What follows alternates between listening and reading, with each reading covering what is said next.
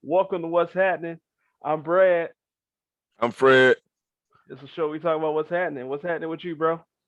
Not much. What's happening with you, bro? Man, everything. It's all good. You know what I'm saying? Get ready to do uh episode 2 here. I've gotten some good feedback on the first episode. Shout out to everybody that's been listening to us. That's reached out to me to give me feedback. That's supporting our brand. We appreciate that and appreciate you Appreciate it. rocking with us. Yeah, man, let's go ahead and get into it. So, friend of mine, I'm gonna shout out Jasmine. Um, she shared a little status on Facebook. It was a viral post, just a regular viral post, wasn't a meme. I'll read what the post says, but that really kind of inspired the conversation.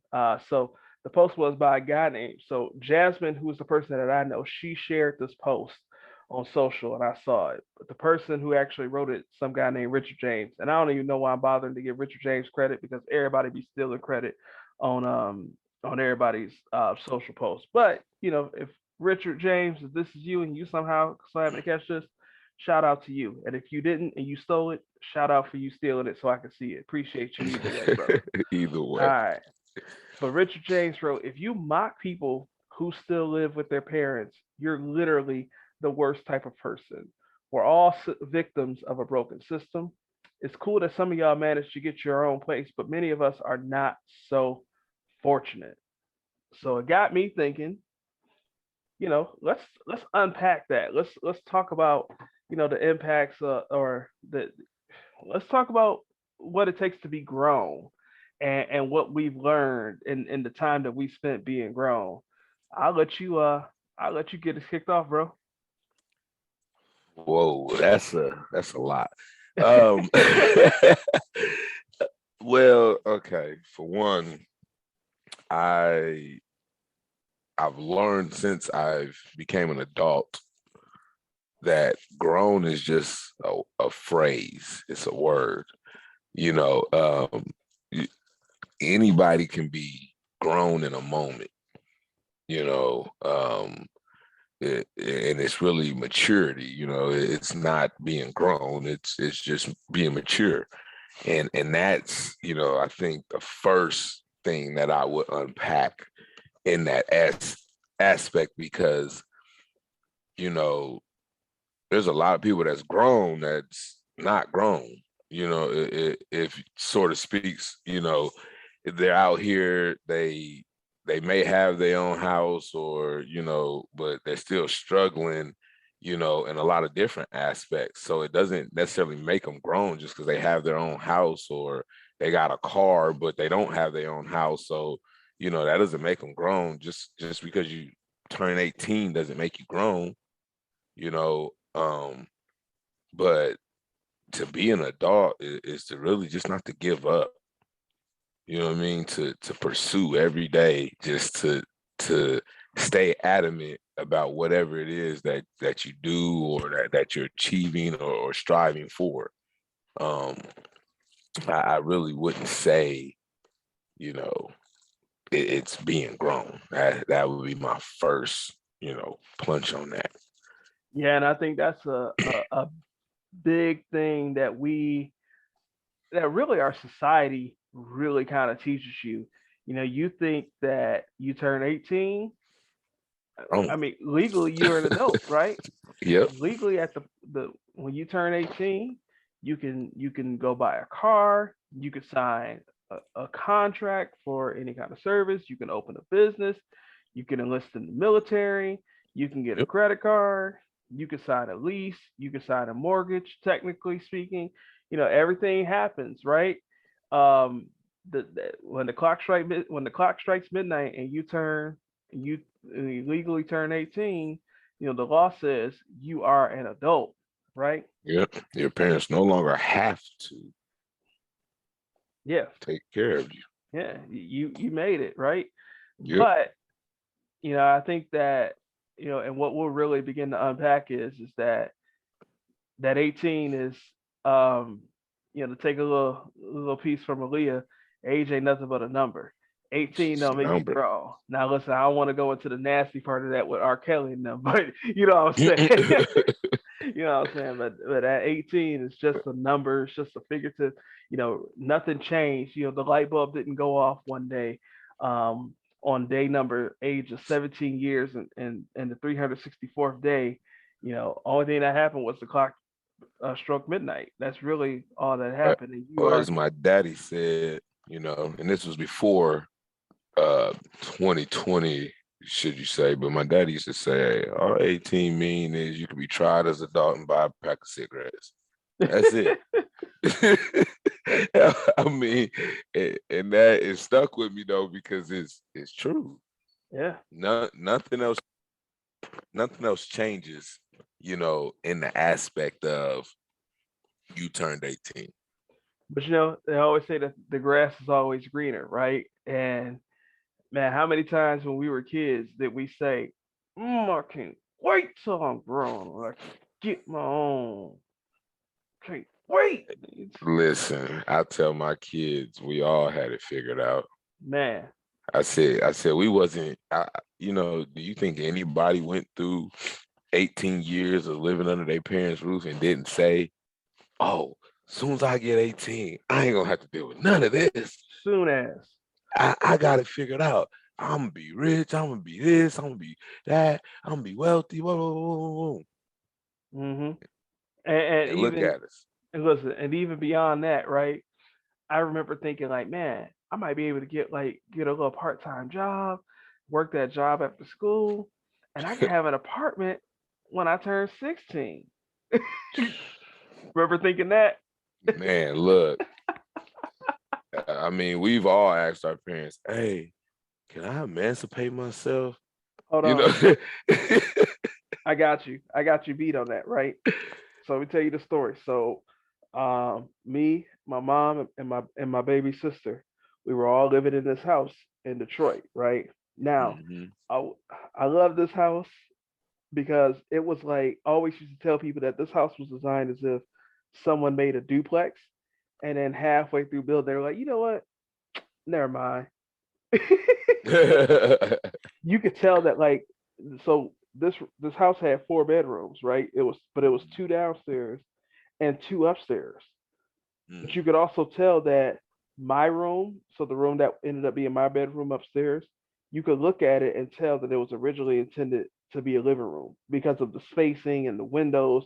Like it was for sure originally intended to be a living room, right? Right. And then there was also a kitchen upstairs with a back porch. And then there was also a full bathroom upstairs. So we had two kitchens, two bathrooms, and 4 bedrooms. And then there was a door to I don't know about where you from, but in Detroit we have these two family flats, and like there was a door to separate like to be able to lock out the people that live downstairs. It was built as if it was a two-family flat or duplex for people that may not know what a two-family flat is. Yeah. A two-family Nah. flat is a duplex where one house is literally just stacked on top of the other. Yeah. Um, Yeah.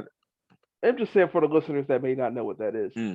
Hmm. Um, but this house was shaped like a two-family flat, and it was just halfway through the building. They said, "Nah, we cool. This will just be one big house instead." But anyway, I remember saying to my mom at like maybe this had to be before I turned 16.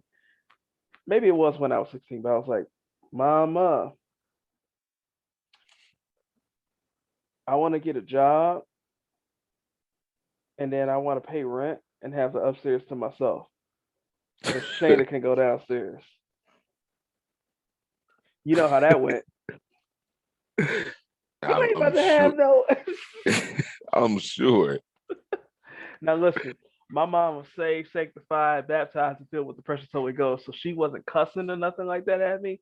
But I could tell you on everything, it wasn't a peaceful conversation. It was not. Nah.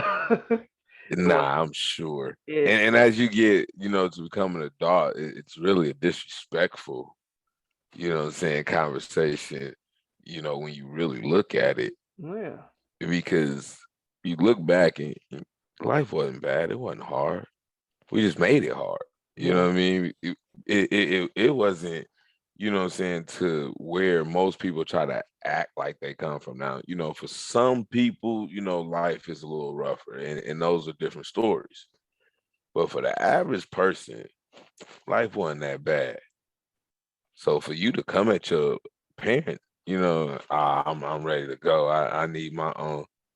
So what you trying to say? Are you trying to say that, she's not, or they're not being able to provide for you? Or are you trying to say that you're just not getting enough out of life, out of what you want? What is it really boiling down to? I'm gonna give you a little pushback. I'm gonna give you a little pushback because it's not that life wasn't hard. Life was hard. Your boy grew up on the west side of Detroit. Life was hard, but what I'm gonna say is that we, and I think it's really more prevalent. I think this is where we're gonna really get into as this conversation moves forward. uh, Fred Coffee all on mute, and he just threw me off.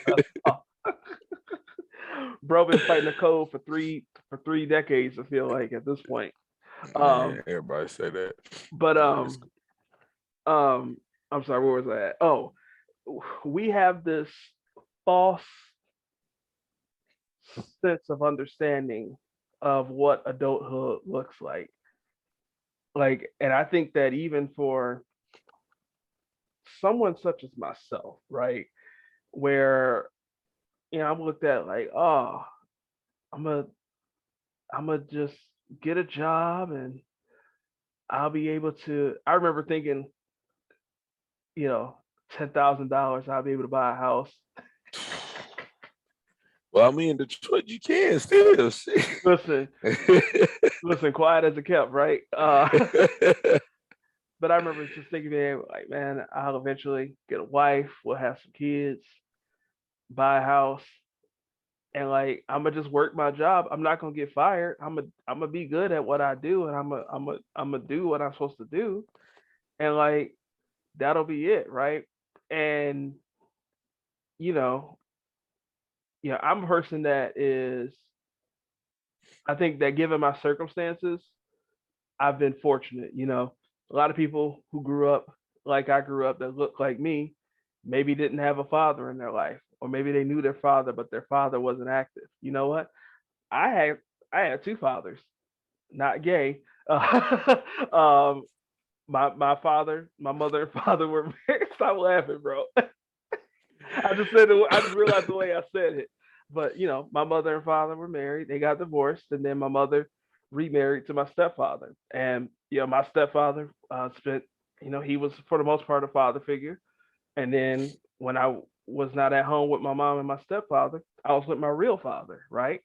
So Mhm. like I'm saying that to say that like I had plenty of male like role models, but neither one of these male role models knew how to start a business.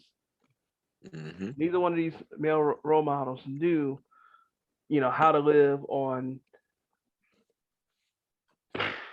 how to live on 70% of your income, and neither one of these men knew how to invest. Right? It was Right. they believed what we believe. It was work, provide, die. God, that's so rough. I mean, but is that not what we hear? I mean, that's what we're programmed to do, but thank God to, our generation and the generations coming after us for seeing a different way in that. I do, appreciate that. But you're absolutely right, when you say that you, we're not taught, these things. These things aren't shared through generations, so it's really each generation is, kind of picking up the pieces and figuring it out on their own. Yeah. It's you know, this is okay, but I didn't like this, and it's kind of crazy you say that because you know that was one thing I shared with my mom. My mom, she works with the mentally challenged, and she's done that all my life, and so I've seen her, and I'm just like, to me, it never seemed like she wanted more. But after sitting down and talking with my mom was just happy with what she did because, we're programmed to work, you know what I'm saying, live, die. But it's just it was mind boggling to me, like, but the thing was my dad did know how to open a business. He went to the military, he learned off other people.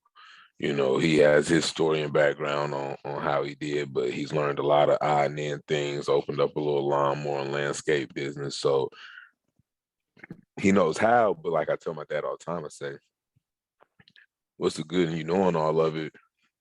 And then when you die, we don't know none of it. What was the purpose of you gaining that knowledge? And you wasn't going, what I'm saying, pass it forward. And I think this is a perfect time to bring back to that post, you know, why people should still be, in their parents' house. Mm. You, Mm. you you know what I'm saying? So that is the key because, you know, with everything that you've been through in life and the struggles and, your oldest child usually witnesses it all while your youngest child usually benefits from it all. You know, how can you share those lessons and those struggles with the oldest child so they don't fumble and have to go through the same turmoil you did, but how could we be better equipped to help our kids when they do go out there? And if they do fumble or when they do fumble, because they will, it's not an if, it's going to happen. It happens to everybody. Yeah. So when they do, how can we be there to support? You know what I mean? How can we be equipped to be able to help ours? And part of that is keeping them in longer, Mm-hmm. teaching them the tools, adding them to our credit cards, you know what I mean, to help build their credit score, teaching them how to pay bills, how to live off of 70% of their income, how to make quick meals in, long day situations, when to make, big meals, how to make meals stretch, you know what I mean?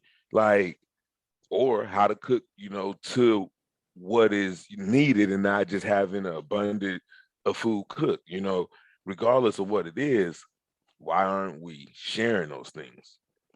Yeah. So that way, while they're there and they're picking up this knowledge, when they do finally go and are released into the world, they're ready.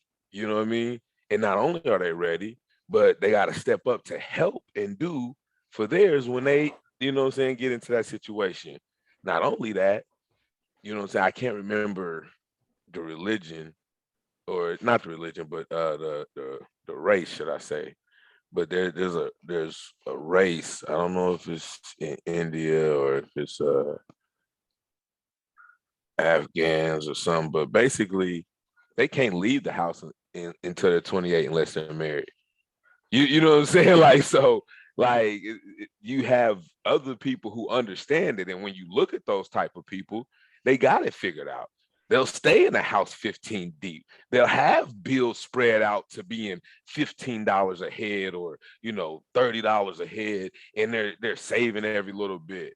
They don't mind, putting in their $30,000 savings into the next family member to get going, because they're willing to reach a hand back down and pull the next one up. Mm-hmm. You know what I'm saying? So it's So, so when I came to Michigan, when I left Ohio to come back home to Michigan, I had this guy on my team, right? Um, and dude was making good money. Understand, I'm his boss. So I saw what his performance was looking like. I saw what his commission and bonus checks were looking like. Dude's making money. And I'm like, you still live at home with your parents? It's like, Mhm. yeah. And he, listen, I make Broke more it money down. than him. Don't get it twisted. I made more money than this guy. Well, you his boss, of course. If he's hitting, you hitting. You know what I mean? I get it. He driving a way nicer vehicle than I got. He he getting whatever he want, no concern. If something pop off, he covered, right? And what I realize is that in particular in our culture, just in black culture, we have we have this culture where we've wanted to for centuries. Let me just get you to adulthood and get you to a point where you can go get a job and take care of yourself, right? And we haven't necessarily taken that time. And I'm not saying it's not. I'm not obviously. I'm not saying that every black person is underdeveloped. But what I'm saying is that this problem appears to be more prevalent in our culture versus some others. So I'll tell you a story time with your It's boy. true. So back when I worked in Ohio, shout out to these two guys I used to work with, Dan and Jay. I ain't talked to them about this, but I ain't gonna say nothing bad about them. But anyway, me, Dan, and Jay all used to work in the same location, right? Now, me and Dan at the same level. Jay is our boss, and at this point in life, um, I got a daughter with a baby on the way. Jay has a son with a baby on the way. Dan's got no kids. Jay's got a girlfriend. I've got a fiance. Dan's got no girlfriend. So no girlfriend, no wife, no kids. Not only that, Dan's father had an incredibly gainful job, and Dan Dan's father showed him, hey, this is how you invest. Let's put your money together. Let's plan for this, this, and the other. And Dan was playing a very, very, very unrealistically small number to rent to his parents. And I guess I should say at this point in our life, both me and Dan are both 27 years old, right? So Right. we're looking at Dan and we're like, bro, like you make decent money, you've got all of this in the bank. Like, why are you still living with your parents? And we used to actually look down on him for it. How stupid is that? Like, and it wasn't until like a few years later, I'm just like, yo, his people set him up for success. And dude is what's a shout out to you, Dan. I'm not I mean, Dan is doing well in life right now. He is well prepared to Mo- Most of them do, like that's how it, what I'm saying, starts off, and that's usually how it goes. Like most other cultures that I know, most of them stay in their house until 27, 28. Now some of them get out a little earlier, those that go to college, but um, even with the ones that go to college, usually their parents is buying a home in that area, renting that out to other college students, with their kids in it. And, now their kids not paying for college yeah. and got a little extra spending money while they're at college. You know what I mean? So it's like, it's more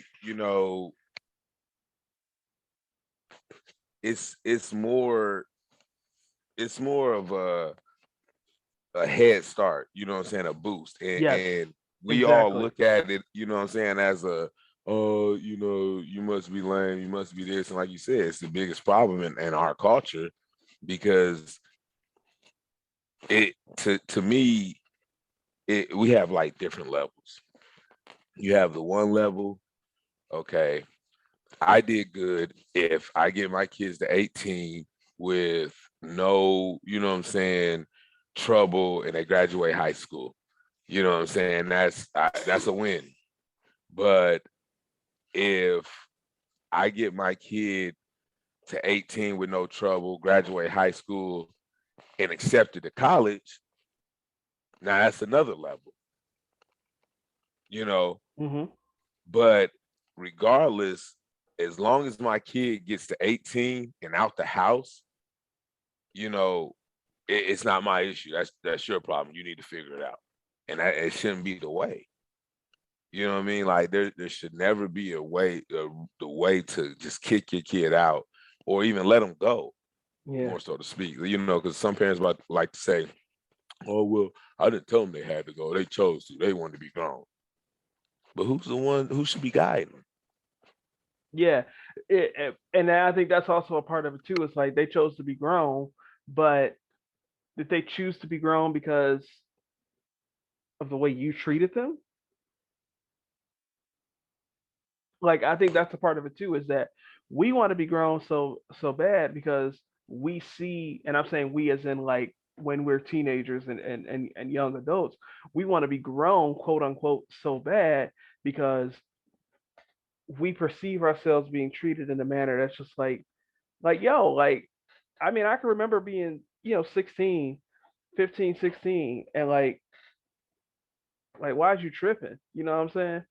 And I think that so like if I go back to my own personal life, by the time I was 15, you know what I'm saying, my stepfather had passed away. And so now, I mean, there was this little period where my mom was working nights and like trying to make it through the day to take care of the house, to cook food, to run errands, while also raising two kids by herself, me and my sister, right? So I think that there's a point where it's just it's the things that we know. It's a cycle, right? Yeah.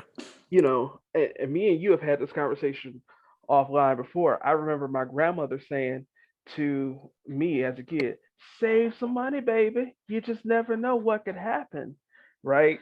And so Right. like and you and I talked about how like, that kind of conversation, it just doesn't resonate because when you're 15, 16, you're invincible. Like, or at least you feel as though you're invincible.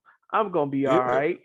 I'm gonna Yeah. make the same money I make every week, not because I'm gonna do my job and I'm gonna do it well, and it's gonna be all right. Not understanding that there's so many things in life that could happen that could be totally out of your control, that could greatly impact you and how you live and how you lead your life. And I think that so to pull that all back, it's you know my grandmother was telling me to save money just in case. Who knows what kind of conversation she had with my mom, right? Right. Because to show you that the cycle continues, my mother's father, he was a deadbeat. He wasn't around. So my grandmother had to raise two children by herself while also trying to work, while also trying to provide, while also trying to take care of a home, a family, things of that nature. And it's just a cycle that just continues and continues and continues on and on. Well, yeah. And it has continued in our generations and in our communities for decades because our people just don't know, right? You know, But Go ahead. I mean, no, you're right. We don't know, but we just, I also don't think we get, what I'm saying, what all it entails. You know what I'm saying? It's one thing to just say, hey, this is what you got to do. But it's another to show it and make you do it. You know what I'm saying? Make you understand it, you know. And I think that's where the falling happens, even for the ones who do know. Like, they happy they got it and they got their family together, that, what I'm saying, it doesn't matter for the, what I'm saying, next person. It matters just for them. You know what I'm saying? They're happy for themselves, and they don't understand, that they need to share that and teach it, you know what I'm saying, more than just saying it.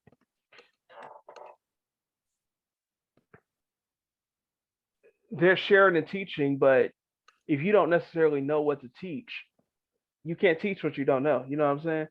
I can't Yeah. teach. I can't teach chemistry. I can't teach chemistry. I can't teach you how to build a car.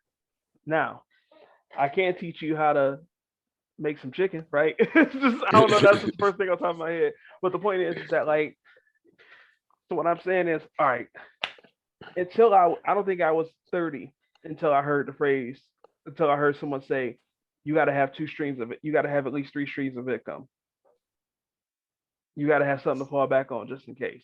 I don't think I heard that Mhm. until I was 30, right? And I didn't hear it from my mama, and I didn't hear it from my daddy. You know what I'm saying? Right. And that's my point. It's you can't. There's just so much that is just unknown, in our community. So people that are living at home, those are people that are either A, one of two reasons. A, they know something that we didn't know when we were younger, or B, they got knocked down real hard and they fortunately had a family member, some parents to fall back on that was able to and willing to help them out. Yeah. And that's just the reality of that. It's just that um, I mean, like I said, invested in stocks. What little I can remember hearing about investing in the stock market as a kid, it was like, you don't want to do that. You don't want to do that. And I think about it like the people that were saying you don't want to do that was the ones that were going down the street and playing the daily three and the daily four at $2 a pop, throwing money away. I mean, and you're 100% correct, but I'm gonna put it to you, like you said, it's just what you don't know because even so, like when I was in middle school, I had got a chance. I like lucked in somehow. I don't even remember how, but somehow I lucked in, and they did this little stock simulation thing that after school you would stay and you were picked, you're hand selected, out of the group of kids in your class, and you competed versus like it was like thousands of schools across the United States that was doing this. Like, and each group had their own name, and like inside your group, your class group, they broke you down into like four different groups. So like your class had four entries. You know what I'm saying? Your school had like four entries basically inside this whole thing, and like we basically they sent you home. Your teacher sent you home and was like, "Hey, pick out, 5 to 10 companies that you would think would be good to invest in and come back tomorrow." So me, I have no clue really, what I'm saying, what she even said at this moment. I'm like, I'm seventh grade, and this is just kind of like new to me. I'm like, what in the world are you talking about? Like I didn't look at companies as something that was even possible to be traded, let alone, make money off of. So I went and I asked my mom or something, and I think I came back and I just had like regular stuff, Walmart, just J.C. Penney, Sears, stuff that was just around town, like at the mall, whatnot. And other kids was coming in. They talking about American Airlines, they, BP, they saying some stuff, and the one kid who said American Airlines and BP, this was all during, right after World Trade Centers had collapsed. Mm. So fuel skyrockets, you know what I'm saying? All this stuff happens, and they like top six, you know what I'm saying, in the nation type deal or whatever out of all these schools. And after all that stuff happened, and it ended, and by the time the whole simulation was done, it was over. I think they might have dropped in, it was like top 50 or something. But it was pretty dope. But all this stuff ended. I go on, graduate high school, graduate college, and I still, what I'm saying, I ain't have a clue about stocks. Like, what I'm saying? Like you would think somebody that got introduced, what I'm saying, and want to be business oriented as I do, and what I'm saying, aspire to, catch that thing and tell my parents all the time, like when y'all was talking about computers just being a fab, and before Apple's was Apple and it was Macintosh, and IBM, what I'm saying, went to, what I'm saying, what it did, and Microsoft, popped out and Google took off. We could have been millionaires, I mean, 50 times over with all the things we've seen through our generation. If we knew. You know what I mean? If you knew. And with somebody knowing something like that, you'd have thought, heck, when I was in seventh grade, I think, I mean, I'm for sure seventh grade, we was on MySpace heavy. I think I got my first invite when I was in eighth grade to Facebook. You know what I'm saying? When you had to be invited, you couldn't even make a free page. So it was like you think all this stuff we done seen come through, we should be filthy rich. I mean, just wealthy beyond years. You know what I mean? Yeah. Just riding those waves, hopping in and hopping out. You know what I mean? And be set. But it's what you don't know. And still to this day, we still struggling to catch it and get it right. You know what I mean? Because there's so many different things that go on in the markets and whatnot. But it's like we just don't know. You know what I Right. mean? You really don't know where to start your kids. But if I was to share anything, to that situation and to our community, if anybody ever catch this podcast, the goal is, when you do get your kids to an adult age, hopefully you put them on your credit card and help build their credit score before they graduate. But then when they do graduate, wherever they go, you want to find them a duplex or multifamily home, and buy it and rent it out, and have the people that's renting out the multifamily homes, other units, or the other side of the duplex pay for it. And that way they can live free through their adolescent years and not have to worry. And then when they're ready to move on and buy a house, they can do so, and go on and still live, debt free.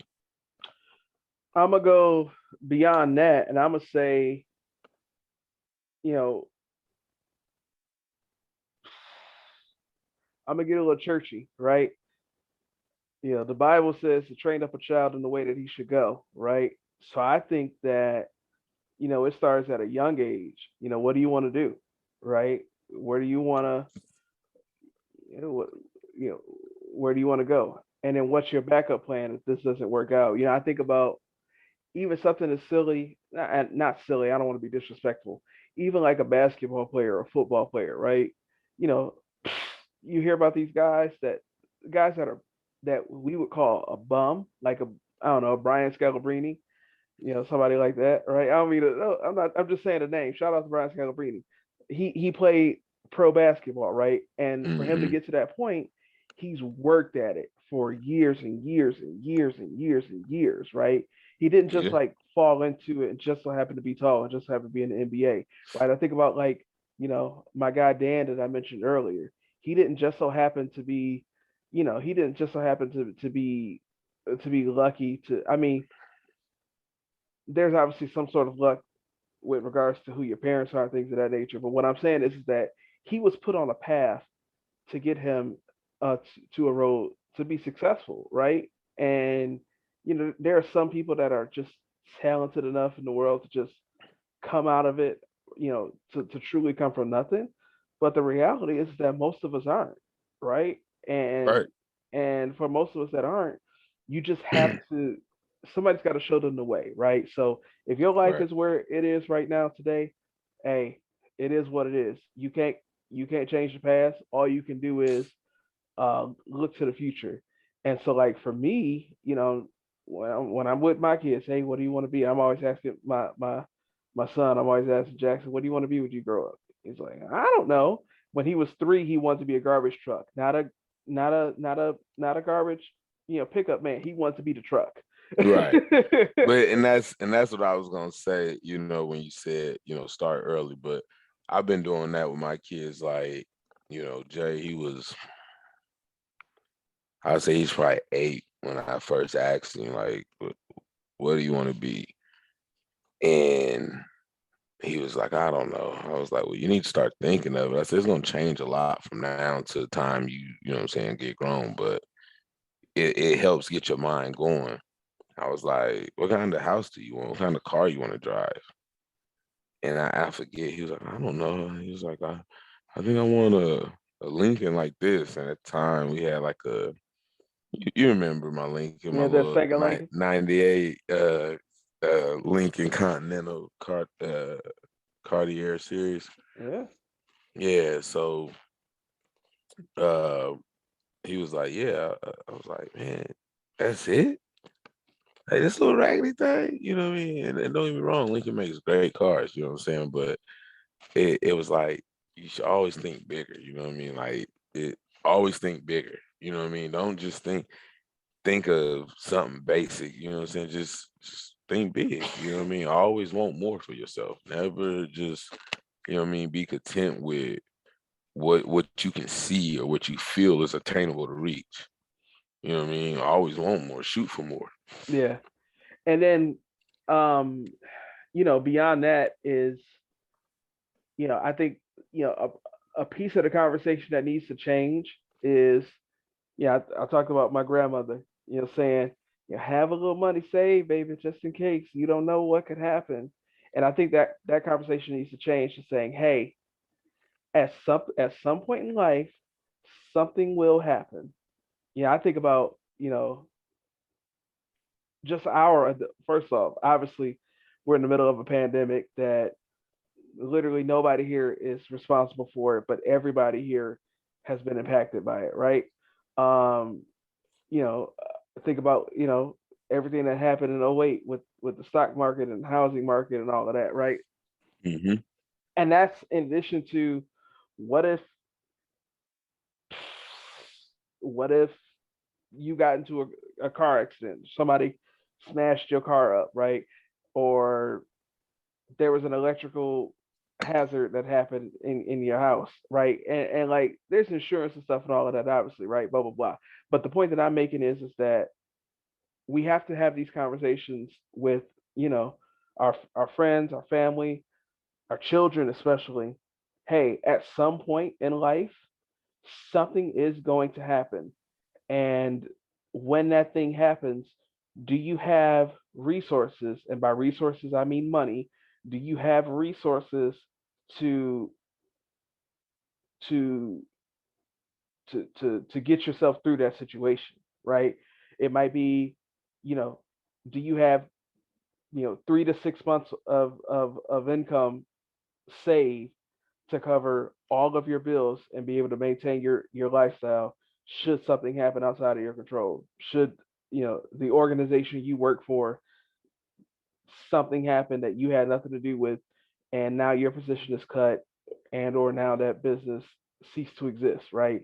you know do you have a fallback do you have a fallback source of income by way of investments, by way of property, uh, by way of a business? Do you have a trade skill and or a side hustle that you can use to take care of yourself, to should something happen? If something happens outside of your control, what is your backup plan? Or are you going to work your one job, and then if something happens at that one job, what happens? And I think that needs to be the conversation that we have to happen. Something's going to happen, and based off the way that life has moved, this will be the conversation that I have with my children. Hey, in my 35 years in counting, everything that's happened that's been crazy has been something that's never happened before. So like while I can tell you these situations that could happen, in 2019 you couldn't have told me that there was going to be a pandemic that was going to make us have to wear masks and socially distance and all of that, right? You could have told me in 2006 that that people were doing terrible home loans, and that's going to cause the housing markets to crash. And you everything that has happened, you couldn't have told me that these things were going to happen before. By you, I mean, you know, my mom would not be able to tell me, and then her mom would not have been able to tell her, and so on and so forth. So something will happen in life. You will not be prepared for it. You will rather you will be surprised by it. You will not see it coming. But are you prepared to get you and your family through that scenario should something happen? And that needs to be the conversations that we have, right? And and if the answer is no, let's talk about how to get there. How to get there? One, stay your butt at home and stack your cheese. Number two, you know, let's make sure that you have multiple sources of income to pull in money, to pull in resources. And then let's have a plan, for budgeting and saving to say, yes, this is the money that you're making, but here are the means that you need to live in. So if you make, I don't know, just easy round numbers, for every $100 that you make, can you live on $70 of it? And that 70 means, and when I say $100 that you're making, I'm talking about after the taxes, after Uncle Sam takes his part. So your $100 that you made was probably actually $125, but Uncle Sam took his slice first. Can you? So when we're talking 75% of your income, we're talking we're talking 75% of your take home, but we're probably talking 50 to 60% of your actual income, what you've actually earned. I'm gonna tell you now, your best bet is to live on about 40%. I know it sounds crazy, but when you, like you said, break it down, you really only getting about 70, 65% of your pay anyway. So when you say live on, you really can't live on 70%. It's gonna have to be about 40%. And you're gonna be trying to stack the other 25, 20%. Because you're gonna need some spending money anyway. You know what I mean? It's what it is. Yeah. You're gonna have some things in life that you're gonna want to do, just have money for or whatnot. So it is what it is. So you're gonna be saving about 20%, living on about 40%. You know what I mean? And Uncle Sam, insurance, and everything else gonna be taking the rest. So you forget about it. Yeah. You Yeah. know. It's a hard life, man, but it doesn't have to be hard if we prepare it, right? And if your life is hard today because your parents, your family didn't prepare you, sorry. There's lots of us like that. But hey, you can stop the curse. You can break the generational curse of poverty and all of this. And you can be the change right now. You can start putting your family down the right path. And you may not necessarily live to see the fruits of it, but you can die knowing, hey, I tried. I got to start it the right way. I told you that was Definitely. going to be a big one. I already knew it. I mean, I'm pretty sure there's a lot more that ain't, gonna be touched on it. I tell you what, Yeah, I you know mean, what I'm we could get saying? into, at I this would point, we could get into specifics and, like, I would that's just just not even. I would just mark it down and, I would mark it down and come back to it when maybe we got an audience or something. And I wanted a feedback would probably be more something to dive in on, but we can always break it down, like you said, in sections and parts. But For sure. it definitely, that's always going to be a subject that needs to be had more, need to be talked about more, need to be shared more. There's a lot of great viewpoints. I would love to hear some of those people who family Are you saying did. that's something that needs to be always happening? Hey, I mean, definitely, you know what I'm saying? Definitely do. I mean, we got kids going out here in the world every day, man, that's blind, Yeah, man. just out here, no guidance, no knowledge, and as great as it would seem to want to take every kid under your wing and show them right, who's to say we all even know the right way?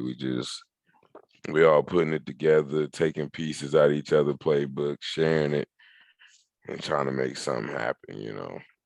Yeah, If there's a direct correlation or blueprint that say that could get it done, I would love for somebody to share it. absolutely. Well, listen, man. I think we went at it. I think that's about all we got for today for this episode. Episode 2 of What's Happening. We did it. Hey, we did it. Hey, this one was a good one. I enjoyed this one. Hey, man. So, um, plug yourself. Where can the folk find you at? Choose not even use my social media, but you find me. You can find me at Mr. Humble Beginnings on Instagram. Um, I don't even know. I don't know what my Twitter is. Fred Scott on Facebook. But yeah, you know what Want this I man to plug himself. He's like, I don't even know what the outlet is. Wait a minute. mean? Straight up, man. I mean, I just use it to check on family, man. I don't say a whole lot. I really be trying to get one of my streams to go full So throttle. you say you be You working on know, those streams. man, listen, You I trying to see be what's happening. yeah, all day long, man. Hey, I ain't even gonna lie to you. I'm trying to get me a COVID testing site going right now. Like, Yeah, and we was talking about that. We gonna keep that to yourself for now. You know what I'm saying? man, I don't care. Let everybody get rich. I That's can't true. have That's true. all of it. You That's know what I'm true. saying? If it worked for me, I'm gonna get one. If not, somebody take it and run with it. On to Have the at it. next one. Yeah. All right. You can find me at Archbishop Swag. Don't ask about it. I've just been rocking with that name for a long, long time, obviously. But Archbishop Swag on all platforms: uh, TikTok, Twitter, Instagram. Um, you can find us at Whus Hattnin. It's the way it's spelled on your phone. WHUSHATTNIN. Hey, I spelled it right this week. That sounds good. Um, Follow us at Whus Hattnin. If you like what we do, give us a rating in your podcast app. Share us out. Tell a friend about us. Help us to grow this thing. And we out. I'll see you next week, bro. Peace.